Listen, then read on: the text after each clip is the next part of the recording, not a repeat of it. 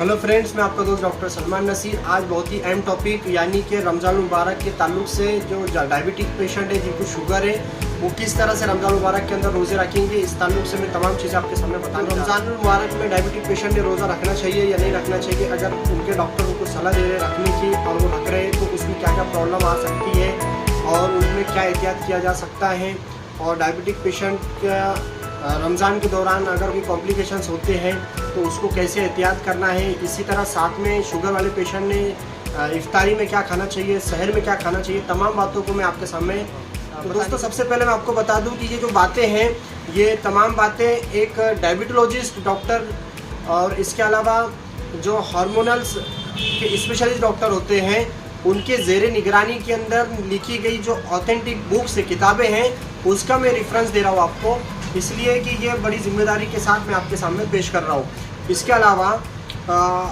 आलमी लेवल पर यानी कि वर्ल्ड उलमा इकराम और डॉक्टर्स मिलकर एक मीटिंग होती है और उसमें कुछ हिदायतें दी जाती हैं जिसको गाइडलाइंस कहते हैं हम लोग। तो वो Ramzan fasting and diabetic patient guideline जो है उसके मुताबिक ये बातें जो बताई गई हैं उसकी कैटेगरीज दी गई है कि किसको रोज़ा रखना चाहिए, किसको नहीं रखना चाहिए।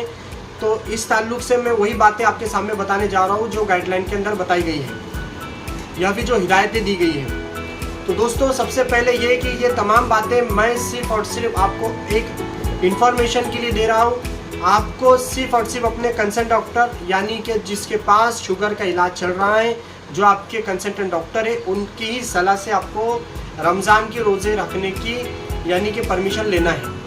आपको किसी भी बात पर या किसी की सुनाई बात पर या किसी क्लिप देखकर फैसला नहीं लेना है, बल्कि आपको अपने डॉक्टर के या मौलिज के मशवरे से ही जो है तो फैसला लेना है। इस बात को अच्छे से याद रखें। तो दोस्तों मैं आपको बता दूं कि रमज़ान मुबारक का महीना शुरू होने वाला है। रमज़ान लगने से पहले ये सब चीज़ों को करना बहुत ज़रूरी था, लेकिन खैर अगर टाइम वगैरह हमारे पास कम है, क्योंकि दीन में जहाँ पर सारी चीज़ें बताई गई है हिकमत भी वहाँ पर ज़रूर है। इसलिए अल्लाह के नबी सल्लल्लाहु अलैहि वसल्लम ने एक मौके पर यह फरमाया था कि रमज़ान मुबारक का महीना बड़ा बरकतों वाला महीना है और वो अनकरीब है, और इसकी तैयारी अल्लाह के नबी सल्लल्लाहु अलैहि वसल्लम रजब के महीने से करते थे। तभी से वो रोज़ों की शुरुआत कर देते थे।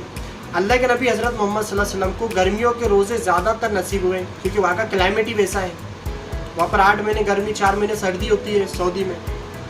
तो जाहिर सी बात है मोस्टली जो अल्लाह के नबी सल्लल्लाहु अलैहि वसल्लम को रमज़ान नसीब है वो गर्मियों के नसीब हुए। तो उसके लिए चूँकि अभी बहुत बड़ा चैलेंज है, हमारे पास हमारे एरिए में 15 घंटे का कम से कम रोज़ा होगा। कुछ मुल्क ऐसे हैं जहाँ 16 घंटे का होगा, कई 17 घंटे का होगा। अल्लाह जज़ाए खैर दे, ऐसे लोग भी हैं जो 18-19 घंटे का रोज़ा रखने वाले हैं। हाँ दोस्तों, यानी कि 24 घंटे का जो दिन होता है उसमें से 70% टाइम जो है उनका भूखर प्यास की हालत में यानी रोज़े की हालत में होगा। वो उनके लिए कितना चैलेंज होगा। तो हम लोग के लिए भी और हमसे ज़्यादा डायबिटिक पेशेंट के लिए बहुत बड़ा चैलेंज होगा 15 घंटे का रोज़ा। इसके लिए तमाम बातों को आप जो है तो अच्छे से सुने। अगर आप डायबिटिक पेशेंट नहीं है लेकिन आपके आसपास अगर कोई डायबिटिक पेशेंट है, आपके घर में अगर कोई डायबिटिक पेशेंट है, तो आप उनको ये तमाम बातें बताएं, क्योंकि ये तमाम बातें मैं सिर्फ और सिर्फ डायबिटोलॉजिस्ट जो डॉक्टर होते हैं, जो शुगर के स्पेशलिस्ट डॉक्टर होते हैं, एक नहीं बल्कि 60 डॉक्टरों का मैंने जो है तो रेफरेंस आपको दे रहा हूँ। उनके तमाम बातों को मैंने पढ़ा हो और वही बातें मैं आपके सामने पेश कर रहा हूँ पूरी जिम्मेदारी के साथ, ऑथेंटिक बातें कि आपको ये तमाम बातें डायबिटीज़ पेशेंट को बोलना है। तो दोस्तों अब ये रमज़ान का महीना जो कि गर्मियों का है, अब गर्मियों के दिनों के अंदर बहुत सारी प्रॉब्लमें आ सकती है। रोज़ा रखने के बाद भूखे प्यासे रहने दीनी फरीज़ा है और एक शौक़ और जौक़ है, लेकिन शौक़ और जौक़ के साथ साथ याद रखिए दीन कभी भी ज़बरदस्ती नहीं करता।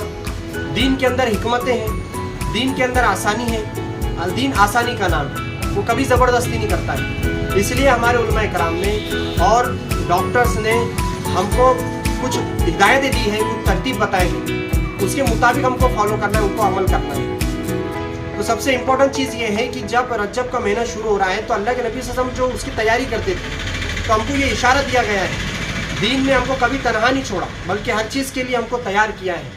तो हम भी रमज़ान मुबारक से पहले अपने आप को जो है तो परफेक्ट कर लें, अपने आप की जो है तो तैयारी कर लें रमज़ान में किस तरह से हमको रमज़ान का महीना गुजारना है। क्योंकि कुरान पाक के अंदर अल्लाह ताला ने हमारी नीयत चाहे कुछ भी हो, मैं भी जब सुनता हूँ कि लोग अजीब अजीब नियतें करते हैं, जबकि आप जानते हैं कि हदीस शरीफ है कि इन्नमल अमालु बिन्नियात, के अमलों का तो दारोमदार नियतों पर है, लेकिन अजीब नियतें करते हैं कि बस यूँ ही बस शौक़ से रोज़े रखना है, या फिर अल्लाह माफ़ करे वेट लॉस के लिए रोज़े रखना है, स्लिम होना है ना, बस ऐसे ही रोज़े रखना नहीं, बल्कि अल्लाह अज़्ज़ व जल ने हम पे जो रोज़े फ़र्ज़ किया है, कुरान का जो हुक्म है कि जिसका मफ़हूम है कि हमने आप पर रोज़ों को फ़र्ज़ किया ताकि आपके अंदर तक़वा आ जाए। एक भूखा प्यासा रहने वाला इंसान सख्त धूप के अंदर यानी गर्मियों के रोज़े रखकर दोपहर के वक्त में जो वज़ू का पानी अपने मुंह में कुल्ली के लिए डालता है तो कितना सख्त उसका इम्तिहान होता है, जबकि उसको कोई नहीं देख रहा होता है, सिर्फ अपना रब उसको देख रहा होता है, तो वो हलक के नीचे एक कतरा भी जाने नहीं देता। ये उसको तकवा है उसके अंदर खौफ है कि मेरा रब मुझको देख रहा है। तो यही तकवा उसकी ज़िंदगी में 24 घंटे 12 महीने यानी उसकी ज़िंदगी आखिरी सांस तक आ जाना चाहिए। रोज़े का मकसद है। रोज़े के साइंटिफिक फ़ायदे में आपको वक्तन फ़वक्तन रमज़ान मुबारक के अंदर 5-5 मिनट की क्लिप, 7-7 मिनट की, 10-10 मिनट की क्लिप बनाकर तो ज़रूरी है कि वो रमज़ान से पहले ही अपने मुआलिज या अपने डॉक्टर से रब्ता करें। इसके लिए सबसे बेस्ट डॉक्टरों की हिदायत ये होती है, डायबिटोलॉजिस्ट डॉक्टरों की, कि हम HB1AC टेस्ट करें। इसको बहुत ज़्यादा पसंद किया जाता है क्योंकि HB1AC एक ऐसा टेस्ट है जो हमारे ब्लड के अंदर जो शुगर लेवल है पिछले लास्ट 3 मंथ के अंदर 7 से कम यानी 7 के नीचे, उसका नॉर्मल रेंज 7 है, तो 7 के नीचे अगर हमारा ब्लड शुगर लेवल आता है तो हम एक अच्छे ग्रीन लाइन के अंदर हैं। क्योंकि डायबिटिक पेशेंट के लिए कुछ कैटेगरीज दी गई है, जैसे कि नॉर्मल रिस्क है, माइल्ड रिस्क है, हाई रिस्क है, एक जो तो बहुत ज़्यादा हाई रिस्क है। इस तरह 4 से 5 अलग अलग ग्रेड हैं या अलग अलग जो है तो रिस्क के कैटेगरीज दी गई हैं। तो किस कैटेगरी में हम बैठते हैं उस हिसाब से हमको रोज़ा रखना नहीं रखना वो हम जो है तो फैसला लेते हैं। तो सबसे पहले दोस्तों HB1AC टेस्ट के अंदर हमने देखे कि हमारी नॉर्मल रेंज जो है ब्लड शुगर की वो 7 रहना चाहिए, यानी 7 से नीचे रहना चाहिए। अगर वो 7 से नीचे है तो हम ग्रीन जोन में आते हैं, हम रोज़ा रख सकते हैं। अगर ये 7 से लेकर 8 या 9 में अगर आती है तो ये सेकंड स्टेप आ जाएगी, ये थोड़ा माइल्ड रिस्क में आएगा। इसमें हमको अपने डॉक्टर की सलाह लेना है और डॉक्टर की सलाह के मुताबिक हमको रोज़ा रखना है। इसमें जो है तो थोड़ा सेफ्टी है, यानी रोज़ा रखने में कोई प्रॉब्लम नहीं है। तीसरे जो स्टेज आती हैं वो 9 से 10 तक आती है, यानी 7 से लेकर 9 तक अगर हमारी HB1AC टेस्ट की रिपोर्ट आई है तो हम जो है तो एक रिस्क के अंदर होते हैं। लेकिन डॉक्टर हमको अगर अपने खुराक देता है, रिकमेंड करता है मेडिसिन और हमको रोज़ा रखने की परमिशन देता है तो हम रोज़ा रख सकते हैं। लेकिन अगर किसी का HB1AC टेस्ट के अंदर उसकी नॉर्मल रेंज 7 के अलावा 11 के ऊपर चले जाती है यानी बढ़ जाती है, तो 11 के ऊपर चले जाना ये बहुत ज़्यादा रिस्क होता है। ऐसे पेशेंट को 16 तक के 11 के ऊपर यानी 16 तक के HB1AC टेस्ट का रेंज आती है। तो ऐसे लोगों को डॉक्टर और उलमा इकराम ने, मोअज़्ज़ज़ उलमा इकराम ने बिल्कुल मुमानत की है, मना किया है। वो रेड जोन, रेड कैटेगरी में आ जाते हैं, हाई रिस्क के अंदर वो पेशेंट आते हैं। ऐसे पेशेंट को बिल्कुल मुमानत है, मना किया गया है कि वो लोग रोज़ा बिल्कुल ना रखें। ये तो हो गया HB1AC टेस्ट के ताल्लुक से। इसके अलावा भी किन लोगों को रोज़ा रखने की मुमानत है या मना किया गया है वो भी मैं आपको बताता हूँ। लेकिन इससे पहले एक और दूसरी टेस्ट आती है जिसके ऊपर भी डिपेंड करता है कि हम रोज़ा रखें या ना रखें। एक होता है, आपने सुना होगा, फास्टिंग और पोस्टिंग, यानी कि खाली पेट ब्लड शुगर चेक करना। ये भी रमज़ान से पहले हम अगर कर ले तो बहुत अच्छा है। रमज़ान बहुत जल्द शुरू होने वाले हैं, तो हम डॉक्टर के पास जाने से पहले बेहतर ये है कि हम खाली पेट और खाने के बाद यानी कि खाना खा लेने के 1.5 या 2 घंटे के बाद दोनों टाइम की शुगर की रिपोर्ट लेकर, यानी फास्टिंग और पोस्टिंग ब्लड शुगर रिपोर्ट लेकर डॉक्टर के पास जाए और डॉक्टर के पास जाने के बाद उनको बताए कि हमारी रिपोर्ट है। फिर आपका डॉक्टर आपको जो है तो रिकमेंड करेंगे कि आपको रोज़ा रखना है या नहीं रखना है। अगर ऑलरेडी आपको शुगर है, आपकी मेडिसिन चालू है, तब भी आपको डॉक्टर की सलाह रमज़ान से पहले लेना ही है। हाँ दोस्तों, मेरी एक बात को अच्छे से याद रखो, जितने भी डायबिटिक पेशेंट हैं या जिसको अभी तक नहीं है लेकिन कुछ सिम्टम्स नज़र आ रहे हैं, उन तमाम लोगों को ज़रूरत है कि वो रमज़ान से पहले ही अगर वो रोज़ा रखना चाह रहे हैं तो अपनी fasting, posting, blood sugar level ज़रूर चेक करें और अपने डॉक्टर से रब्ता करें और उनकी राय मशवरे से ही रोज़ा आपको शुरुआत करना है, रखना है। इसके बगैर आप नहीं रख सकते। फास्टिंग अगर 150 के अबव आती है 300 तक, यानी खाली पेट की शुगर हम चेक करते हैं FF हम जिसको कहते हैं, यानी खाली पेट की, तो अगर वो रेंज 150 से 300 तक आती है, 300 तक आती है। मैं आपको बता दूं कि कौन से ऐसे लोग हैं जिनको रोज़ा रखने की मुमानत की गई है, मना किया गया है। और मैं कहूँगा कि आपको, अगर आप इन कैटेगरीज के अंदर आते हैं, तब भी आपको डॉक्टर की सलाह की बहुत ज़रूरत है। यानी होता क्या, हम जज्बात के अंदर हमको सारी चीज़ें होती हैं, किसी का इंसुलिन चालू है, किसी का इंसुलिन के अलावा ओरल मेडिसिन चालू, लेकिन वो जज्बात में क्या करते हैं, रोज़ा रखते हैं कि देखा जाएगा।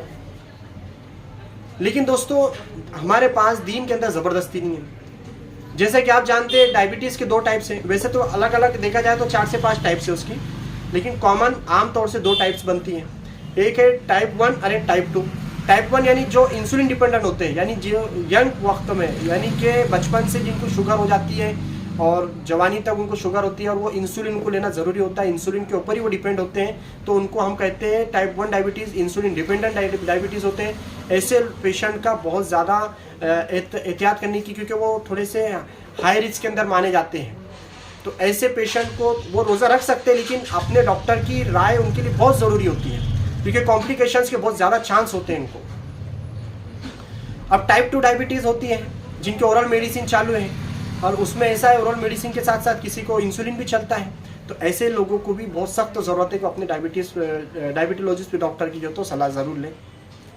तो दोस्तों, ये दोनों चीज़ें बहुत इंपॉर्टेंट है। इसके साथ किन लोगों को रोज़ा रखने में एहतियात करना है या फिर नहीं रखना है या मना किया गया है, तो अब उसके साथ में, इसके बावजूद वो रोज़ा रखना चाहते हैं तो अपने डॉक्टर की सलाह लें। तो उसमें मैं बात कर रहा था डायबिटीज जो पेशेंट है और उसके साथ में उनको कोई कॉम्प्लिकेशंस अगर चालू है, यानी कि अगर हाइपोग्लाइसीमिया की कोई हिस्ट्री अगर उनकी है, यानी शुगर लेवल का कम हो जाना, उसको मैं आगे एक्सप्लेन कर रहा हूँ आपके सामने। ऐसे लोगों को एहतियात करना है, यानी कि लास्ट 3 मंथ के अंदर अगर उनको 5 से 6 एपिसोड्स ऐसे आ चुके हैं, ऐसे हादसे हो चुके हैं उनके साथ कि उनकी शुगर अचानक से कम हो गई थी, तो ऐसे पेशेंट को बहुत सख्त ज़रूरत है कि वो अपने डॉक्टर की सलाह के बगैर रोज़ा नहीं रखें। साथ ही जिसको CKD की प्रॉब्लम है, यानी क्रोनिक किडनी डिजीज़ है, न्यूरोपैथी, नेफ्रोपैथी से रिलेटेड कुछ प्रॉब्लम है, या ऐसे पेशेंट जो डायलिसिस पर है, या ऐसी महिलाएं या प्रेग्नेंट लेडीज़ फीमेल जो प्रेग्नेंट है और उनको शुगर भी हो गई है, तो ऐसे महिलाएं फीमेल भी जो है डॉक्टर तो मना करते हैं कि रोज़ा ना रखें, लेकिन अगर आपको रखना ही है तो आपको डॉक्टर की हिदायत के बगैर बिल्कुल नहीं रख सकती आप। रिस्क हो सकता है आपके लिए और होने वाले बच्चे के लिए प्रॉब्लम हो सकती है। कुछ ऐसे लोग जिनको मशवरा लेना है अपने डॉक्टर का। साथ ही जो लोग हार्ड वर्क करते हैं, मजदूर हैं, हार्ड वर्क करते हैं और वो डायबिटिक भी हैं, तो ऐसे लोगों को भी रोज़ा रखने की मुमानत की गई है, मना किया गया है, लेकिन अगर वो रखना चाहते तो अपने डॉक्टर की सलाह उनको लेना ज़रूरी है। तो इसके साथ ही जो एल्डर पेशेंट है, जो ज़ईफ़ लोग हैं, जो बड़ी उम्र के लोग हैं, कमज़ोर लोग हैं, ऐसे लोगों को मुमानत की गई है, अगरचे उनको डायबिटिक पेशेंट है वो, लेकिन वो रखना चाहते हैं, उनके अंदर जज्बे हैं रखने के, तो उनको शुगर के डॉक्टर को बताना ज़रूरी है, उसके बगैर वो ना रखें तो बेहतर है। तो ये सब चीज़ें एहतियातन है दोस्तों। मैंने कैटेगरीज आपको बता दिया कि कैसी कैसी कैटेगरीज होती है, आप कौन से कैटेगरी में बैठते हो, ये मैंने सिर्फ आपको इन्फॉर्मेशन के लिए ही दिया। आप अपने आप को मेरी इन बातों में फिट करते हुए डायरेक्ट डिसीजन नहीं ले सकते, आपको अपने डॉक्टर के, क्योंकि डॉक्टर क्या होता है दोस्तों, आपकी तबीयत से वाकिफ़ होता है। जिस डॉक्टर के पास पेशेंट बार बार राब्ते में होता है, डॉक्टर उसके मिजाज से वाकिफ़ होता है, इसीलिए आपको एक मरतबा डॉक्टर की सलाह रमज़ान से पहले लेना ज़रूरी है। मैं आपसे रिक्वेस्ट करता हूँ आप ज़रूर डॉक्टर की सलाह लें। इसके साथ अब मैं आपको आगे बताना जा रहा हूँ कि अब डॉक्टर क्या रिकमेंड करते हैं। जो डायबिटिक पेशेंट है, रमज़ान के रोज़े रखने वाले हैं, तो ऐसे पेशेंट के लिए डोज कैसे डॉक्टर रिकमेंड करते हैं। तो देखिए, ये तो आप डॉक्टर, आपके डॉक्टर से यानी कि बताएगा आपको, लेकिन मैं आपको नॉलेज के लिए बता रहा हूँ कि इसमें हम लोग यानी जो डॉक्टर है उसको, उसके डोज को थोड़ा चेंज कर देते हैं। अब ज़रूरी नहीं है कि जो हम सालों से मेडिसिन खा रहे हैं तो रमज़ान में वही हाल होगा, यानी सुबह की मेडिसिन शहर में खा रहे हैं, शाम की मेडिसिन जो तो इफ्तार के बाद खा रहे हैं। बिल्कुल ऐसा नहीं है, बल्कि उसके डोज को बिल्कुल चेंज कर दिया जाता है। मोस्टली जिनकी ओरल मेडिसिन चालू है उसको सस्टेन रिलीज में कर दिया जाता है। मैक्सिमम डॉक्टर, हर डॉक्टर का अपना एक अंदाज़ होता है, वो अपने पेशेंट की कंडीशन के हिसाब से ट्रीटमेंट करता है या रिकमेंड डोज करता है। तो इसमें शहर का जो डोज है वो अक्सर मैक्सिमम डॉक्टर उसको यानी कि रिजेक्ट कर देते हैं उसको, जो है तो एक तो कम करेंगे या फिर उसको जो है तो सहर इफ्तार के बाद देते हैं।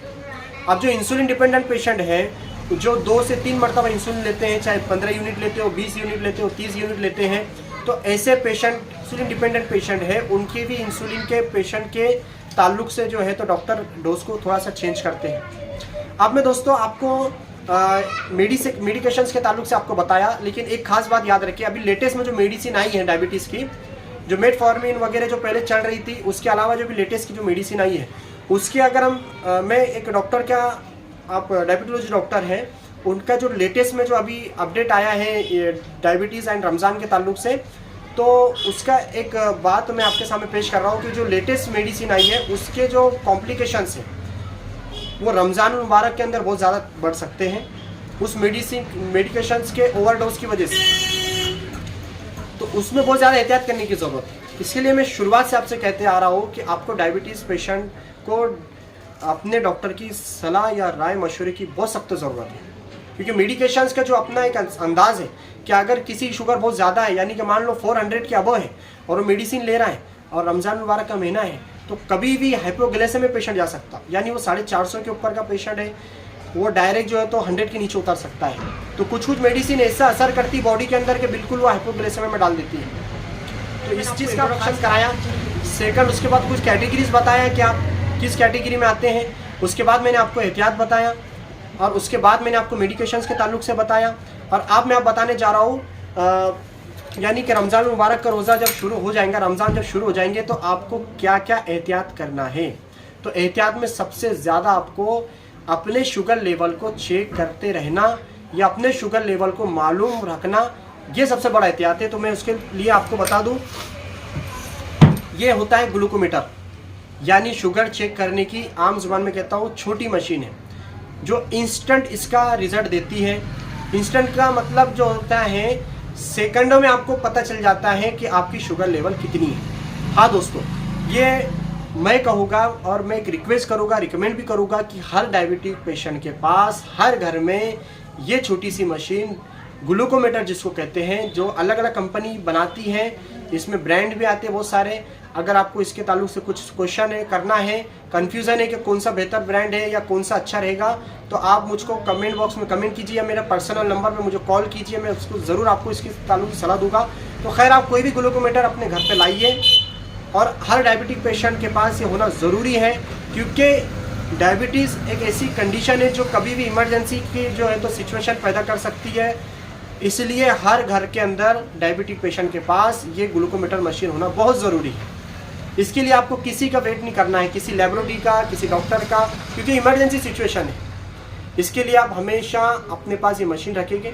और पहले रोज़े में पहली सहरी करने के बाद आपको दिन में, वैसे जो डॉक्टर की हिदायत है, गाइडलाइंस जो है, उसके मुताबिक 3 मरतबा आपको BSL चेक करना चाहिए, यानी शुगर लेवल चेक कर रहे हैं।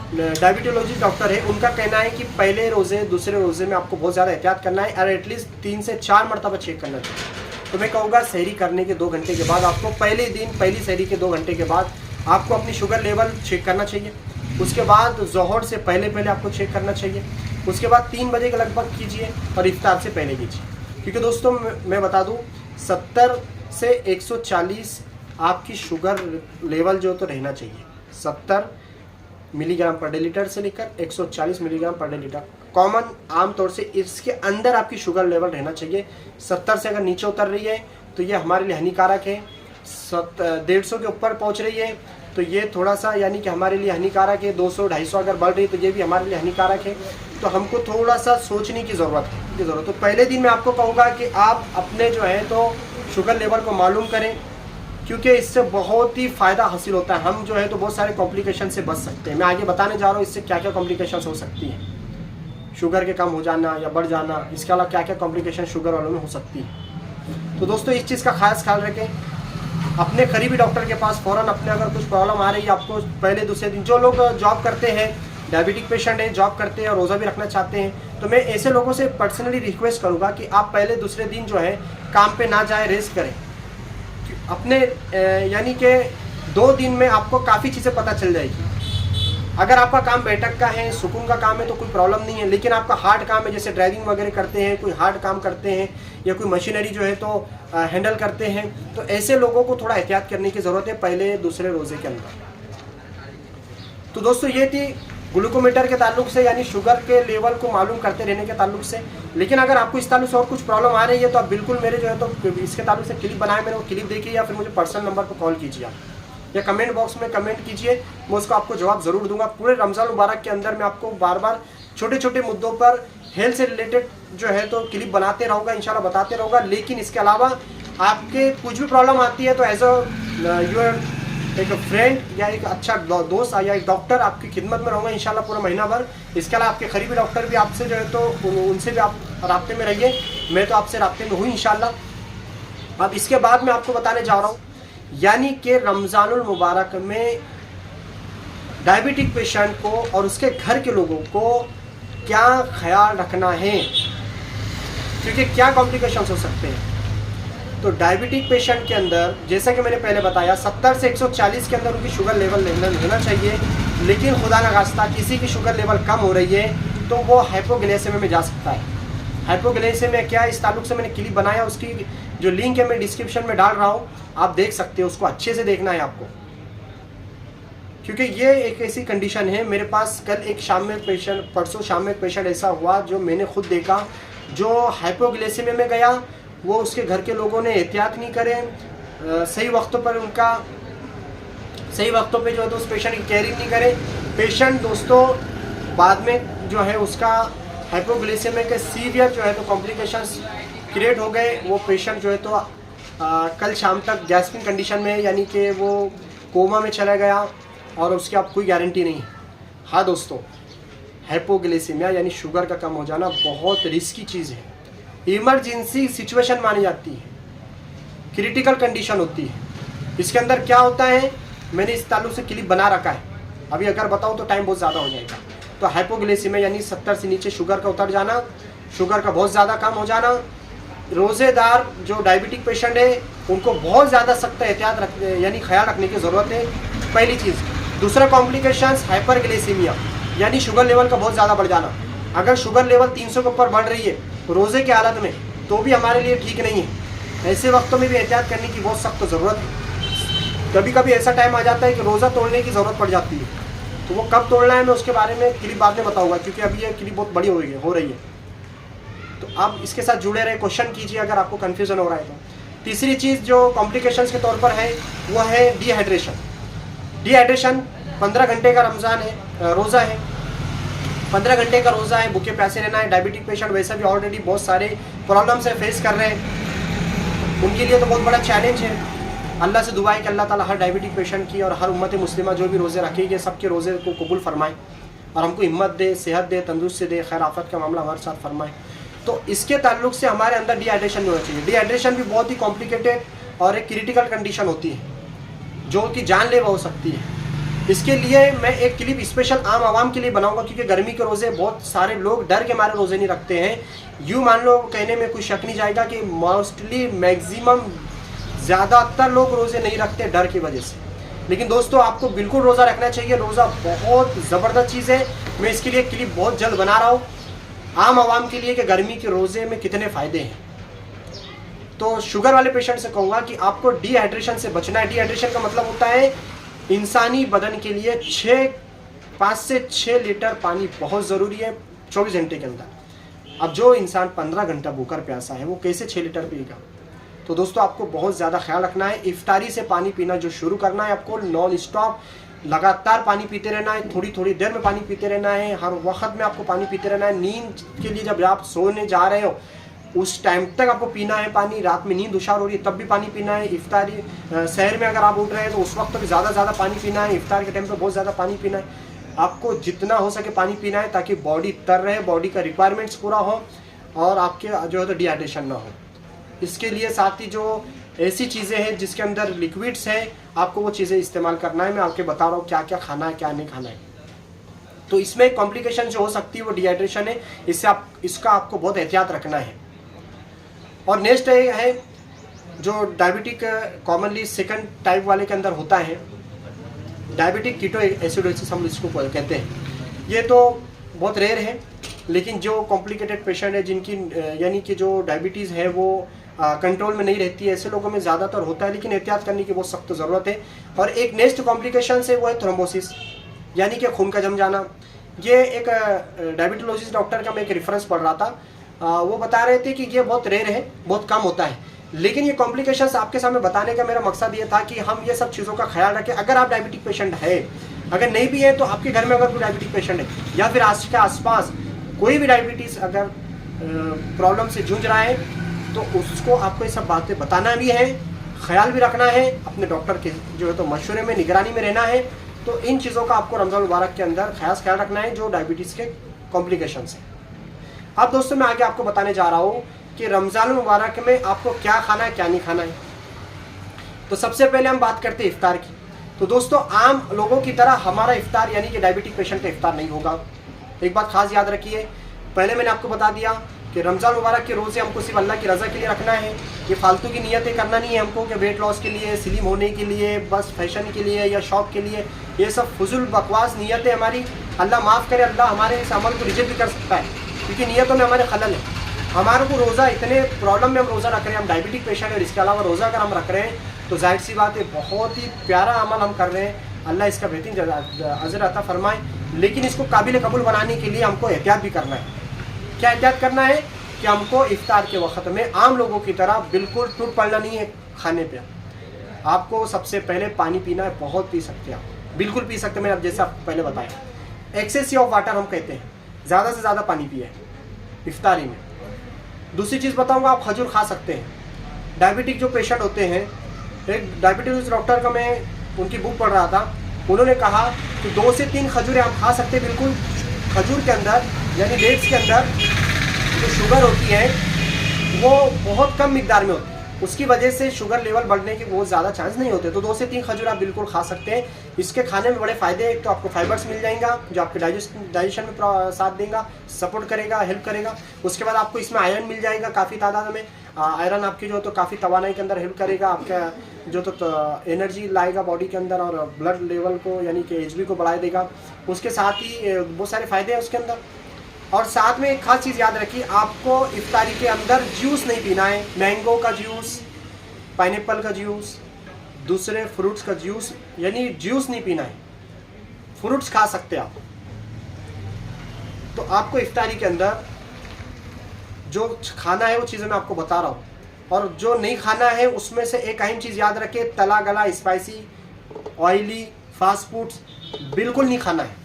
जी हाँ, याद रखें, बिल्कुल समोसे पकोड़े भजिए आपको नहीं खाना है। चाहे कितना भी आपका दिल चाहे, यह आपके लिए प्रॉब्लम बन सकती। जो हेल्थ बेनिफिट्स हासिल होने वाले रोज़े से, जो सेहत को फ़ायदे हासिल होने वाले हमारे इतने भूखे प्यासे रहने से बिल्कुल मिलेंगे नहीं।